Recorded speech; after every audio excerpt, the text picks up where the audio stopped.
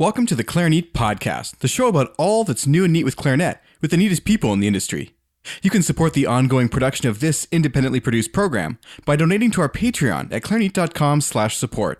Supporters get early access to extended ad-free podcasts and exclusive access to patron-only episodes and live events. And now for today's episode of the podcast with Garrett Hack, playing-related injuries and prevention for woodwind musicians. Know how to play your instrument and don't just, slough that off. It's like, oh, I know how to play my instrument. Well, maybe you don't. Maybe there is one thing that you could do better. And I bet you if you really looked at how you play your instrument, or instruments if you're a doubler, you could find things you could improve, either little places here and there, or maybe even big places. Today on the podcast, I'm excited to be joined again by Garrett Hack, who returns to discuss a paper he wrote for partial fulfillment of his Master of Music in Multiple Woodwinds at New Jersey City University. It's called A Comprehensive Study on Playing-Related Musculoskeletal Disorders of the Upper Limbs in Woodwind Musicians. We talk about some of the risks for musicians, why doublers actually get fewer injuries than non-doublers, what kinds of injuries can occur if you're not careful, why the right hand actually is more likely to get injuries than the left, and also strangely why women are less likely to be injured than men. And of course we discuss some prevention techniques that you can not only do to your playing and practice hygiene habits, but also your instruments, some things that make it easier to play with less effort and reduce muscle strain. This episode is really interesting to me because when I was in university, I noticed that, I was typing a lot, I was playing a lot, and my playing technique actually was, I'm in university, so it was improving and getting better, but I was finding myself getting repetitive stress injury simply from practicing for multiple hours a day and then returning home to type up papers and other sort of tasks on the computer. So I realized that my typing technique actually was awful. The way I was using the QWERTY keyboard was just absolutely brutal. And I realized at the time that it's easier to learn a new task than it is to unlearn a previously learned task and try and relearn it. And I surely wasn't at a point where I was going to give up clarinet. So what I actually did is I switched my keyboard layout to a layout called the Dvorak layout, which was a keyboard layout invented actually at the University of Washington, I believe in 1939. But what it does is it actually organizes the fingers in a way that they match up with the most used letters by strength on the keyboard. So you have all your vowels on your left hand, for example, and all your consonants on the right hand. And if you think about it, this makes so much sense because, for example, on QWERTY, the semicolon is actually under one of the pinkies. Now, how often do you use the semicolon? It's kind of a wasted finger. Your finger always has to move. So anyways, this is something that I did when I was in university. A really interesting result was that my RSI, or repetitive stress injury or strain injury at the time, actually went away and didn't return for a long time. So what happened after that? Well, I was free of any problem for many years. But then in 2016, I fell down the stairs with a glass in my hand and actually severed some tendons in my fingers, which was not a fun injury to recover from. So, and now after several years of trying to sort of struggle with this, I'm at a point where I've actually pursued some orthopedic massage to try and improve this. So my conversation with Garrett actually comes at an absolutely perfect time. It's just something that I'm completely interested in and trying to recover from an injury. So take your time on the stairs, be careful in all that you do, and that can extend to even the tiniest elements of your playing, which even you may not consider. So really great conversation here, and I definitely hope that you enjoy it. Just three more really quick things before we get started. The first is you're going to hear us discussing PRMDs a lot. That is playing-related musculoskeletal disorders. And we kept saying that because, honestly, it's just too difficult to say that again and again. I mean, try and say that once, let alone 2 or 3 or 20 times. So that's the first thing. Second, I absolutely do not want anybody to misconstrue this episode as medical advice. We're having a discussion. Neither of us are doctors. If you're having symptoms, please go see your doctor. This is not a substitute for any sort of medical treatment, advice, or anything like that. Lastly, Patreon backers will get access to the entire 106-page long paper that Garrett wrote. He's generously offered that for people who support the podcast. So head to www.clarinet.com/support. You'll be able to download that on the Patreon-only show notes. Thank you so much for listening, and thank you for considering supporting the show for as little as $1 per month. Today's episode of the show is brought to you in part by D'Addario Woodwinds and their new weekly trivia show called Don't Blow It. You can check it out every Wednesday at 3 p.m. Eastern Time on their Instagram channel. And if you know the right answers to the questions, you might even have the chance to win some amazing new gear. By the way, if you haven't checked out D'Addario's new reserve clarinet reeds, you're in for a real treat. They're using some amazing new technology and manufacturing techniques that are helping achieve super consistent results. These reeds are now available for E-flat, B-flat, and bass clarinet, and you can pick up a box at your local music store. Or, if you want to order online, you can head right now to clarinet.com/reeds. So you talk about some really interesting things in here, and the first one is, in the introduction, you discuss how the woodwind musician, or really any musician, should be seen as an athlete, and not just any athlete, but an athlete of the small muscles. Could you go into that philosophy a little bit and why it's an important sort of realization? Yeah, absolutely. Often people say, oh, we're just playing instruments, but biologically speaking, it'd probably be more accurate to say that we're working our instruments, because there's resistance, whether it be in your embouchure or your fingers or your neck or your wrists or elsewhere. And if your muscles or your body is not properly conditioned or supported, problems such as PRMDs can arise. And the reason I like to draw on the comparison between athletes is because athletes have entire teams of professionals analyzing their techniques and their sport and whatever it is they're doing, and are quite often with the athlete hand in hand from start to finish, so that these athletes can withstand the demands of their sport or their craft or whatever it is that they're training for. Jennifer Gamboa, who is the former president of the Performing Arts Special Interest Group and the American Physical Therapy Association, referred to what you just mentioned, musicians as upper extremity athletes. And she believes and is quoted as saying, playing musical instruments tax small muscles in much the same way competitive sports tax larger ones. So, If athletes take this kind of care, at the college level or the professional level, I think musicians should be too. So there's definitely an awareness gap, and then also an educational gap between musicians and athletes. I mean, a perfect example of demonstrating how demanding what we can do is in the cello part from the aria of Why Do the Nations from Handel's Messiah. The cellist's right arm moves back and forth 740 times during that 96-bar movement. I mean, try brushing your teeth with 740 strokes, or doing anything 740 times. I mean, and that's a fact from Janet Horvath's book, Playing Less Hurt, which everybody should read. It's funny, I was talking about this the other day with somebody else. I think it was the Woodwind duo, actually. And we were talking about how playing looped music or minimalist music, although a lot of musicians would consider it to be, less serious in some way than other types of music, there's many ways in which it's more demanding. If you have to do a pattern 287 times perfectly every time, and also exactly the same every time, that's actually a totally different kind of challenge. So what are some of the risks encountered by wind players in this type of repetitive work? So I looked at, as far as what I could find, the top 5 most common injuries of woodwind musicians, and just to be clear, I didn't go into hearing loss, I didn't go into eyesight loss, I didn't go into skin reactions to brass or to any kind of allergic reaction like that. I focused on PRMDs just because I didn't want the scope of my paper to explode. I mean, as it is, my paper was over 100 pages, and if I included more and more topics, it probably could have easily approached the 1,000 page mark. But I focused on what I could find the 5 most common, which were carpal tunnel, cubital tunnel, focal dystonia, tendinitis, and de Quervain's tendinitis. And I guess just for full disclosure, focal dystonia is technically not a playing-related musculoskeletal disorder.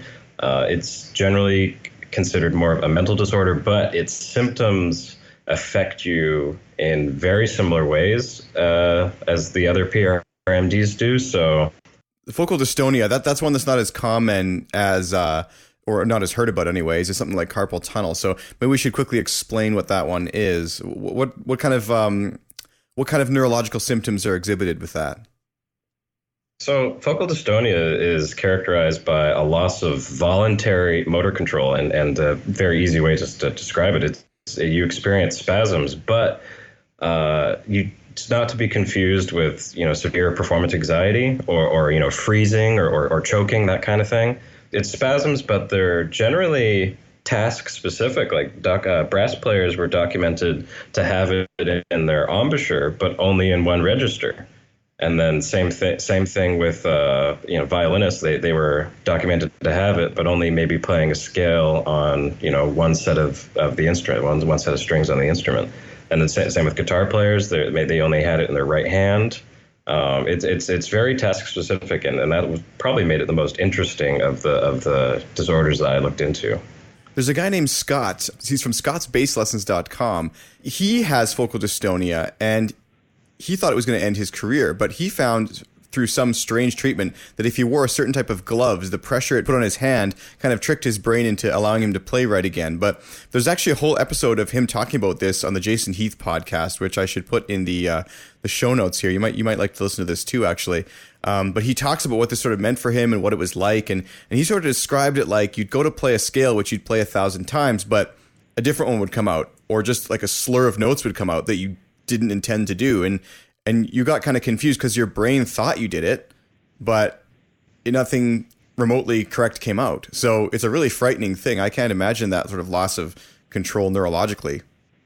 Yeah, I mean, it's debilitating. There's the process you mentioned for recovery is actually one of the most common process of recovery that I was able to find in my research. But I should also say that focal dystonia, only one part of your body is affected, and segmented dystonia is where two or more adjacent areas are affected, and then generalized dystonia is where most or all of your body is affected. So woodwind musicians, in the paper I wrote, the most common of those three was focal dystonia. So your paper says that 25% of musicians experience some kind of playing-related injury over the course of their career. But data as far back as 1976 showed that actually 76% of musicians will have to take at least 2 weeks off at some point. So those numbers are kind of frightening. What is the research on this is for orchestra musicians and doublers? Well, unfortunately, the answer isn't all that glamorous. As with most science experiments, more research is needed. But what I was able to find was one very interesting study done in Australia, which found that the general PRMD rate was about 55% for those who played one instrument, 38% for those who played two, and 7% for those who played three or more. So that study does suggest that doublers are hurt less. However, that was in sort of an unintended data result of their test. They weren't looking for injury rates in doublers. It just sort of happened to be some data that they were able to mine from.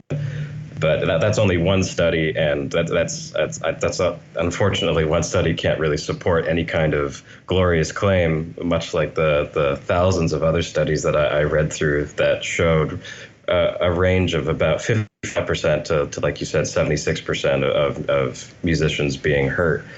It is quite a large range. I wonder if some of it has to do with the fact that injuries just aren't reported by some people, and especially some time frames. That's absolutely part of it. I mean, there were some studies that I looked through that did control for musicians being afraid to tell, this essentially unknown organization, whatever, if it was a university or maybe an individual scientist doing this research, because some of these musicians were held positions with symphonies or orchestras or ballet companies, and they didn't want to release this information for fear of losing their job. And then some of the range is also attributed to some of these studies being just across universities. Some of them were, state specific. Some of them were just surveys or experiments done on individual symphonies, or maybe like the entire country symphonies. Like there's a Danish study where they surveyed the majority of the symphonies across the country in Holland. But that attributes part of it. However, I mean, the least amount was 55%. I mean, that's worse than a coin flip. So we're still looking at something fairly serious here.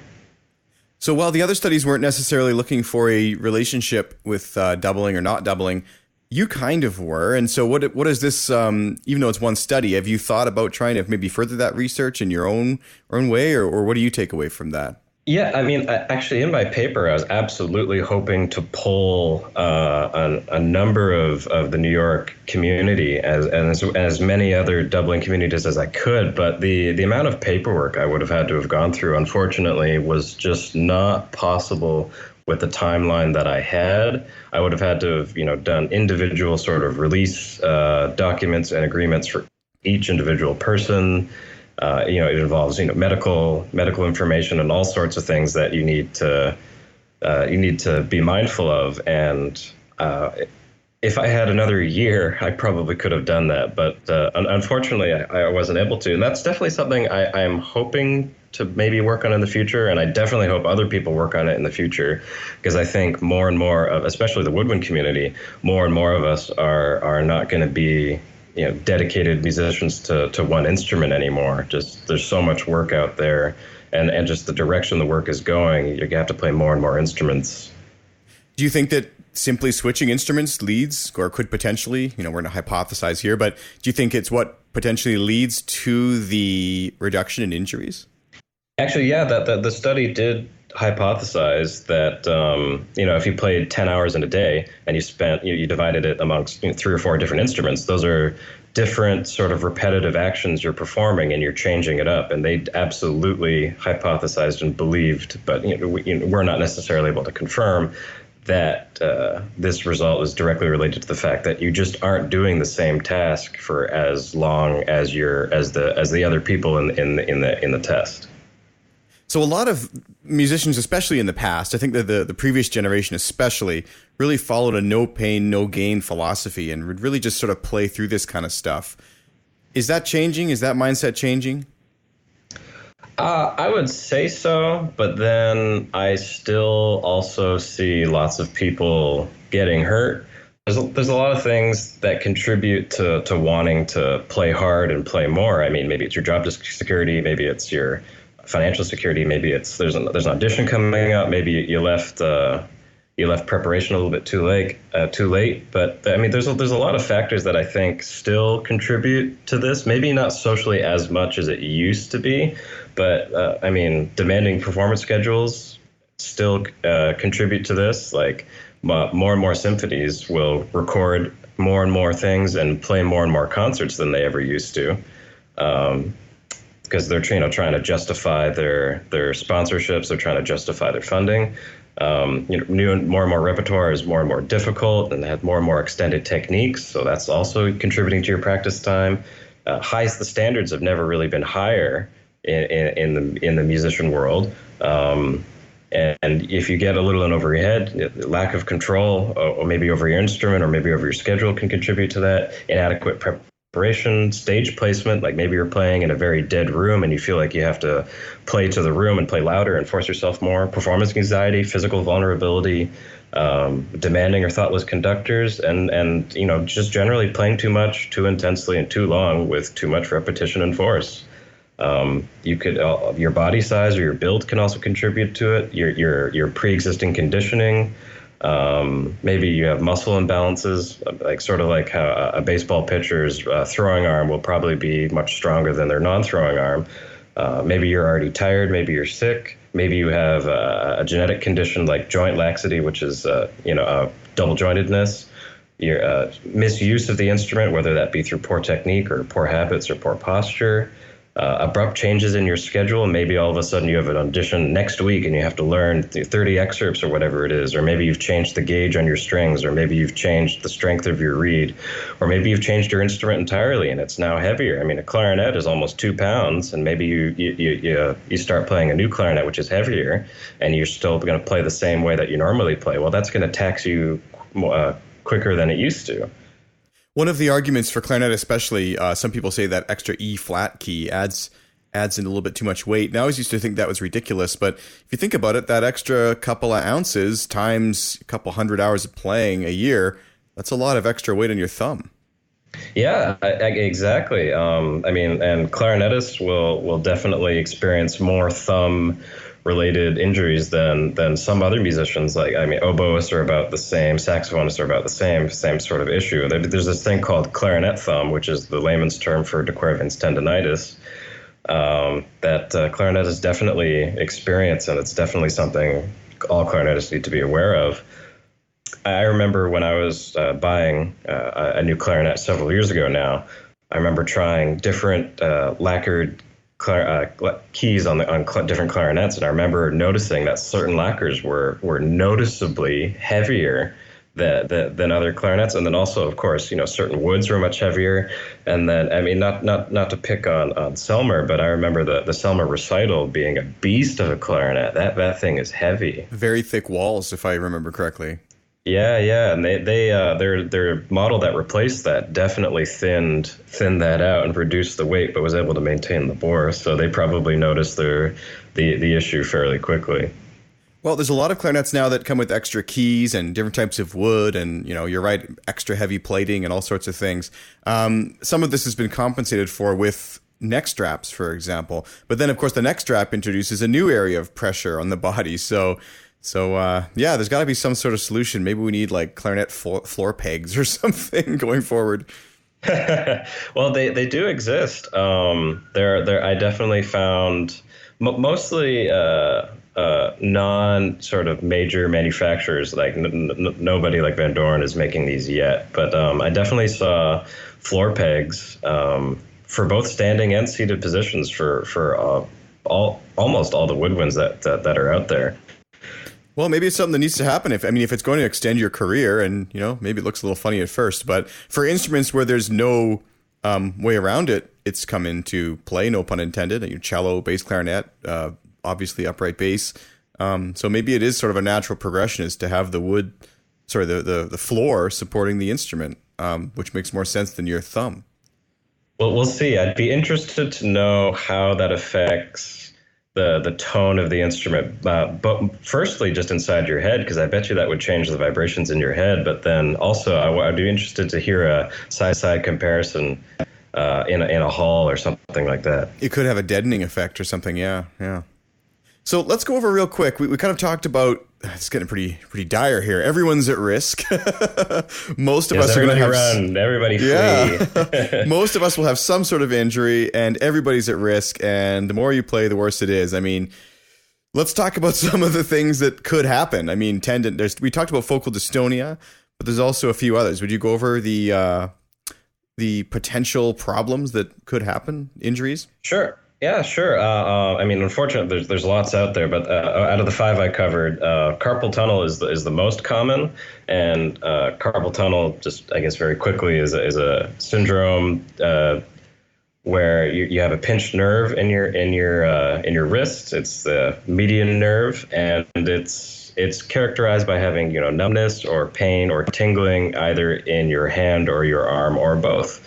And in 1997, a publication by the International Skeletal Society, they found that carpal tunnel accounted for 48% of all workplace illnesses, which is up from 18%, just shy of 2 decades earlier.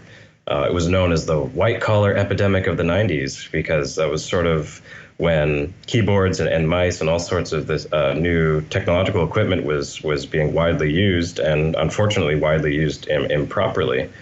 But very basically, sort of how carpal tunnel happens, especially in musicians, is just repetition and overexertion, whether it's due to excessive flexion or extension. And just to try and explain that, if you were to hold your hand palm down, flexion is when you point your fingers to the ground, and extension is when you point your fingers to the ceiling, if I'm not mistaken. But if you do that a lot, you'll probably wear yourself out and possibly develop carpal tunnel.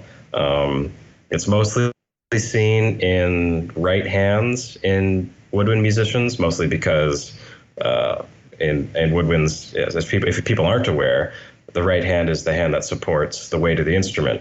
In saxophone, it's where the thumb rests, clarinet as well, oboe and English horn as well, flute also, and then bassoon not as much because you have either the seat strap or the harness, but bassoonist as well. Cubital tunnel is sort of a similar disorder, but it involves the ulnar nerve, which could be more commonly known as the nerve that is responsible for whenever you hit your funny bone and you feel that tingling sensation. This one, I was actually able to find that it's more common in flutists than compared to clarinetists or bassoonists or saxophonists, but it's not a crazy increase in percentage. But I guess because the flute, you have the sort of, I hesitate to say this, but wings up kind of posture.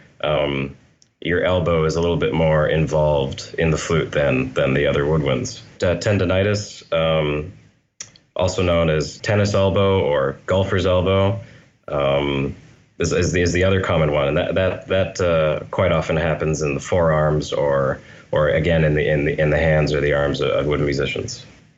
So that's the types of injuries, but one of the interesting things that I found with your paper as well was that women are actually more likely to be afflicted by these injuries than men. Can you talk about that a little bit?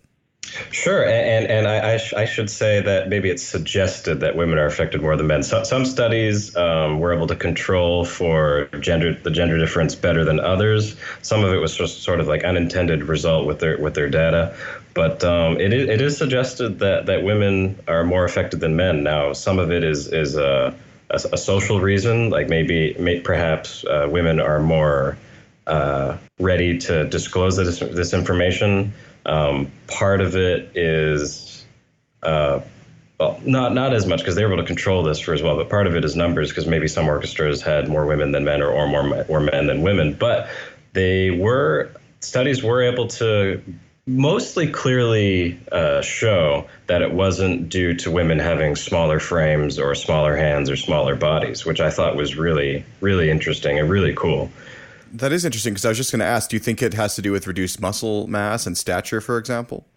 I mean, I think that's definitely a factor. I don't think, at least the studies that I looked through suggest that it is not over and above the main factor. Well, guys, maybe women are just practicing a whole lot more. Maybe you got to keep up. I don't know. Yeah, that's interesting. So basically what you're saying is, it was not due to, or they suppose it was not due to stature or muscle mass, and it was not due to being reported more or less. So I guess they really don't know why at this point. No, this was, again, a very unglamorous sort of conclusion and that all of the papers that I read, they say more research is needed and they need to design some kind of study to specifically control for all the kinds of things that we were just talking about. Wow, that's very interesting. Very interesting. So what are some things that we can, we were heading down a really dark path here, as I said a moment ago, but what are some things that we can do to prevent let's start with prevention of these sort of symptoms, because obviously prevention is the best cure. Well, fortunately, the sort of preventative methods and then also the things that you'll do if, heaven forbid, you do injure yourself, there's a lot of overlap. The first one that is most commonly prescribed is rest, and more specifically rest from the causative activity. So it's sort of like that old joke, doctor, it hurts when I do this. Well, don't do this.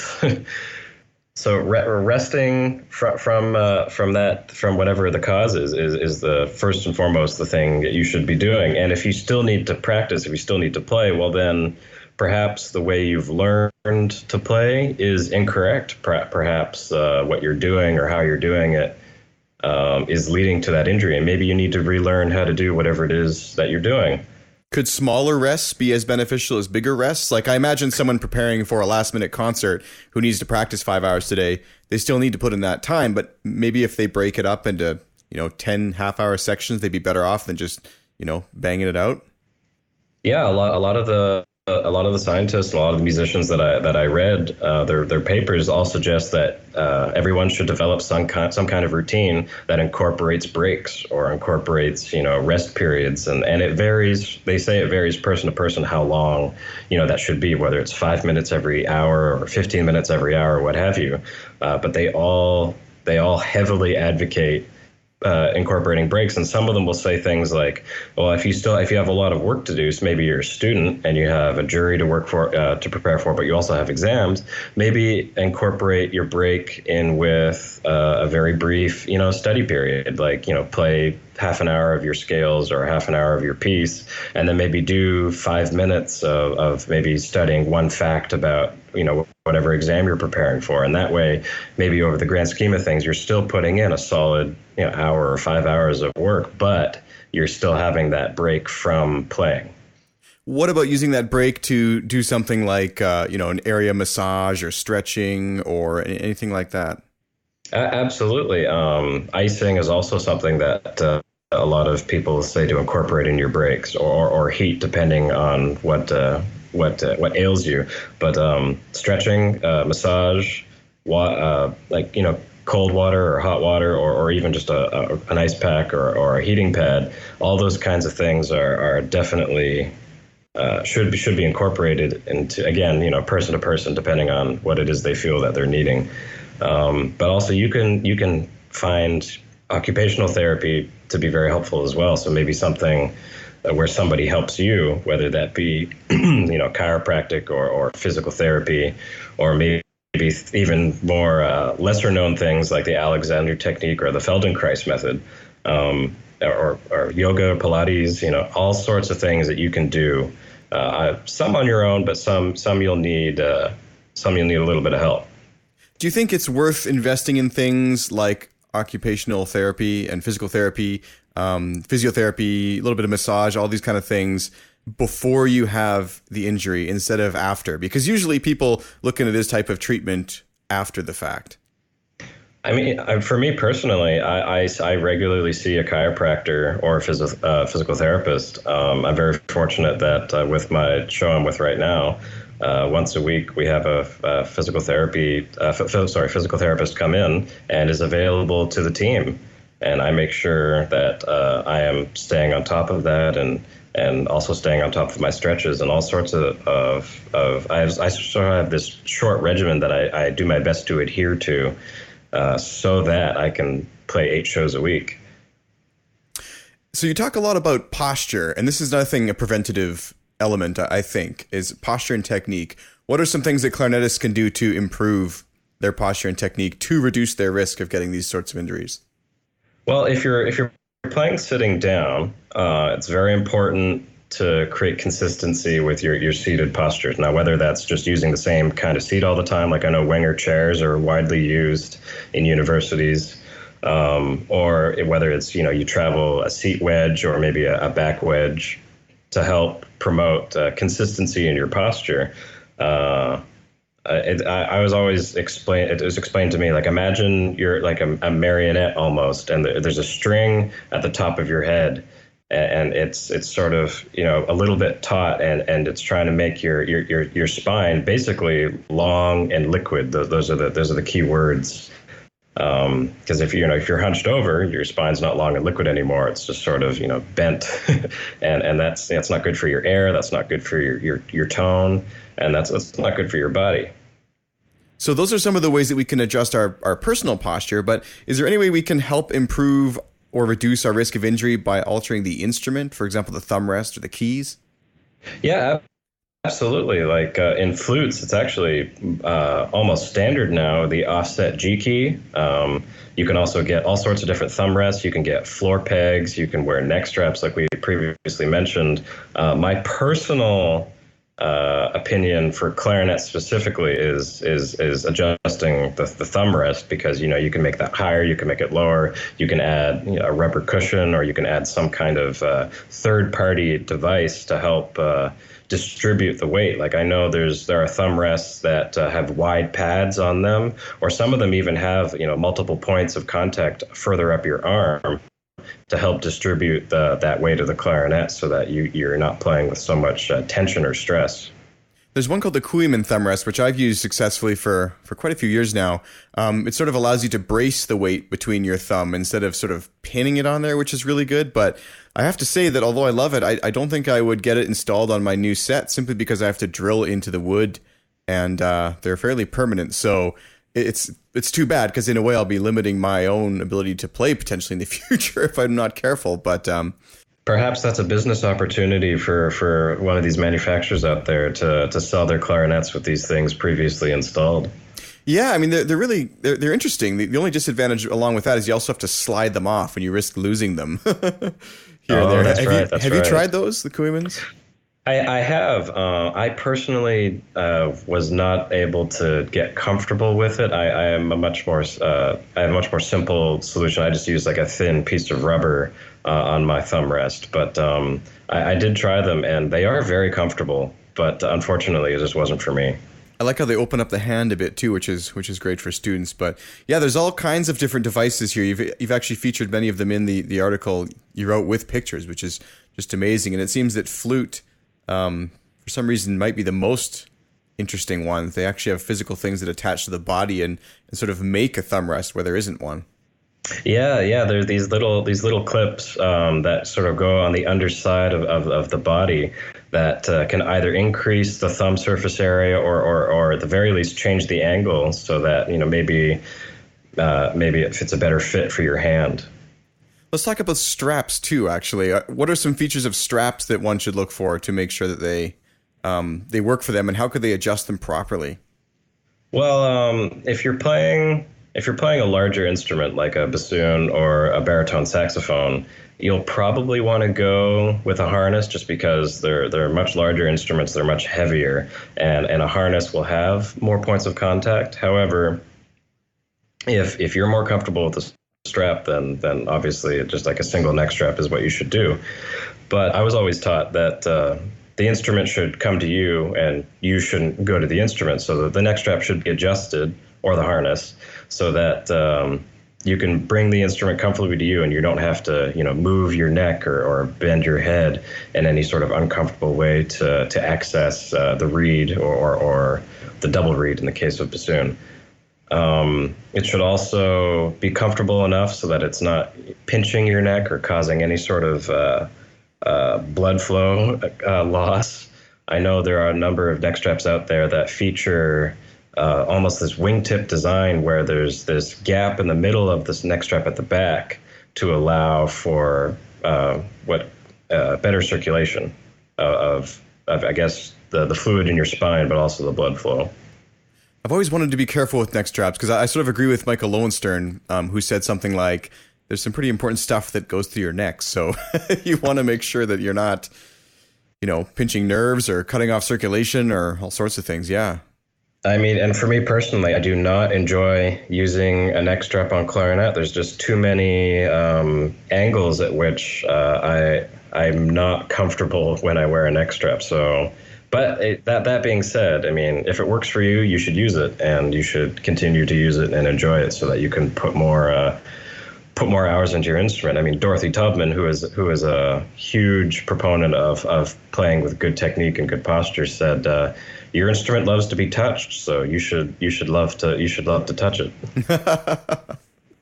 So a minute ago you were talking about the chair, and that sort of had a moment to sink in, and I realized that a lot of people spend all kinds of money on reeds and on ligatures and all sorts of things for their instrument, but I think that getting a proper practice chair is fairly low on the priority list for a lot of people. So what are some other things you think that people should invest in for their studio that will improve elements of their injury prevention? I mean, comfortable chairs are great. I've used a lot of Wenger chairs over the course of my tours, and I like them a lot. They're always the same. I know when I see one, I know what it's going to be like. But that being said, there are a number of fancier chairs out there that you can adjust the height of the legs. There's even ones out there where you can adjust the front ones differently than the back ones. I know cellists sometimes prefer this. But I think the right answer is just to create a situation where you have consistency, because that way it's just one less variable you have to worry about. And if you have a concert coming up and you know the kind of chair they're using, perhaps you should get a practice with a chair like that. So just so that you know what it's going to be like when you get there, and try and recreate that performance situation to the best of your ability. But if there is an uncomfortable chair that you are forced to use, if there's no other option, there's 2 or 3 very easy things that you can just travel with that will help mitigate maybe some of the drawbacks of that chair. You can take a towel around with you, because if there's a sharp edge, you can just wrap the towel around that sharp edge, or maybe you need a little bit more height, like under your butt or something like that, or you can just have a seat wedge to do the same thing, or you can have like I said earlier, a backrest. So anything that will promote or create consistency, I think, is the right thing to do.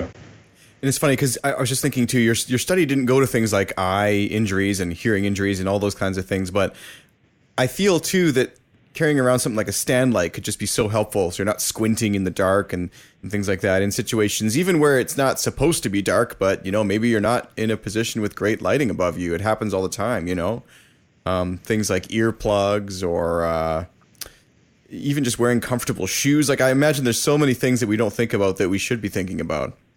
Oh, I mean, absolutely. Shoes are a huge deal for me. I remember I used to play with a group where you had to stand a lot. So, I mean, I bought really good shoes just because I knew I was going to be putting a lot of hours into them. I also have a set of custom formed earplugs for the same reason. I mean, whenever I play piccolo, you absolutely want to put the earplug in your right ear whenever you play piccolo, or maybe if you're playing beside somebody who's particularly loud.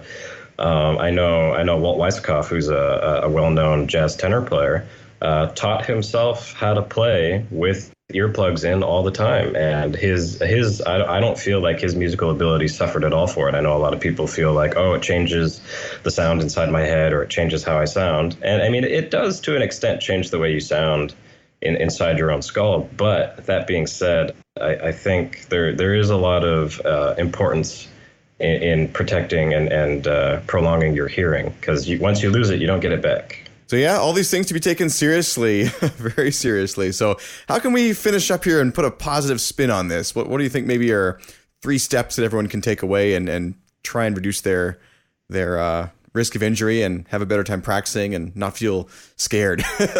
I was able to come up with a 5-step process based on all the papers and books I read. I was able to sort of combine a lot of their information. Unfortunately, there was a decent amount of overlap. So the 5 steps are pretty easy, and starts with just warming up and warming up properly in such a way that allows you to be the most successful musically and physically.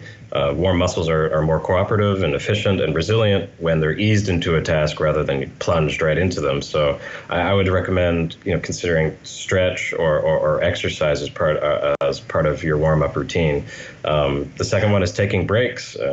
And like we had discussed earlier, whether it's 5 minutes for every hour or whatever other ratio works for you, it's important to find moments to take a break and rest. And this is no different whether you're in a practice room, recital hall, a show, or even making reeds. Like, I was actually able to find that making reeds, you can get hurt making reeds. So all you oboists and bassoonists, watch out.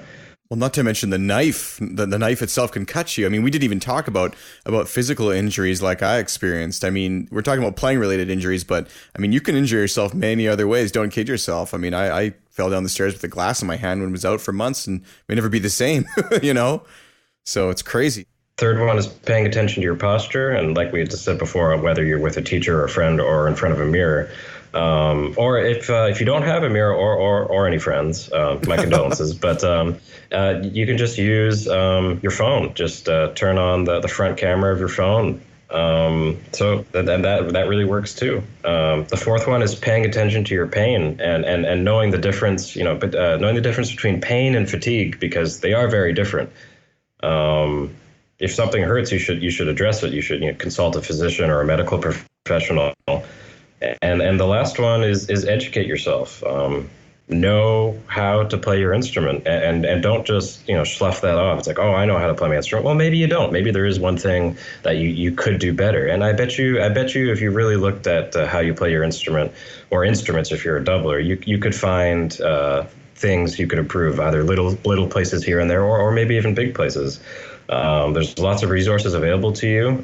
There's lots of books out there. There's lots of studies. I mean, I was able to access all of this information with just my university login credentials, and I had, thousands upon thousands of things that I could read, and more than I probably could do in a lifetime, let alone for just a paper. But there's a teacher of the Alexander technique, Pedro de Alcantara, says, let's correct our tendency to obtain results at any cost and narrow that gap by learning to engage our muscles only to the degree necessary to do the work. I love that. Yeah. So just work physically, only work as hard as you need to. Don't overexert yourself, because that could cause you some trouble. Well, Garrett, I really want to thank you for coming on to talk about this again. I think we had a wonderful conversation about Broadway touring and sort of some of the mental considerations of repetitive playing in music. And this was a great sort of second chat about the physical things that also need to be taken into account. And I just want to mention again, I will have mentioned this at the beginning of the episode, but neither Garrett or myself are doctors. So if you are experiencing symptoms, please go see your doctor. And I don't think that anything we said should be constituted as medical advice. Just want to get that out there as a disclaimer. Although I do think we talked about, of course, many valuable things. Also, be sure to head back and listen to episode 86. That was the conversation with Garrett from before. And Garrett, I think we're going to skip the lightning round today because we just did it recently. How do you feel about that? That's perfectly all right. Okay. All right. Perfect. Is there something else you'd like to add, though, before we close? No. Thank you so much for having me, and thanks so much for your time. Thanks so much for coming back on the show again, and I hope to keep in touch. Absolutely. Thank you for listening to today's episode of the Clarinet Podcast. Show notes for this and all other episodes can be found at clarinet.com. While you're there, don't forget to join our email newsletter for free updates, exclusive offers, and a chance to win giveaways. Guest requests, listener feedback, and comments can be sent to feedback@clarinet.com. Special thank you to our season sponsor, Dario Woodwinds. Don't forget to check out their new show, Don't Blow It, on Instagram, and also try a box of their new Reserve Clarinet reeds next time you're at the music store. Clarinet is made possible by listeners just like you. You can support the ongoing production of this independently produced program by donating to our Patreon at clarinet.com/support. Supporters get early access to extended ad-free regular podcasts and exclusive access to patron-only episodes and live events. This program was produced and hosted by me, Sean Perrin, in Calgary, Alberta, Canada. Music performed by Michael Lowenstern. Debate episodes co-hosted by Andrew Morrow. Audio editing by Brian Chappells. And copy editing by Megan Taylor. That's all for now. Be sure to tune in next time for more of what's new and neat with clarinet with the neatest people in the industry on the Clarinet Podcast.